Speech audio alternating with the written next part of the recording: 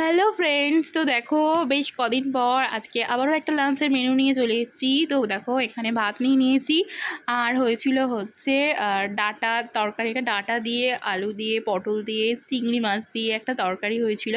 তো আমি প্রথমে একটুখানি ডাটার মানে গ্রেভিটা দিয়ে, একটুখানি পটল দিয়ে, আলু দিয়ে, তো দেখো এই যে একটুখানি ডাটা দিয়ে, চিংড়ি মাছ দিয়ে ভালো করে ভাতটা মেখে নিয়ে খেয়ে নেবো।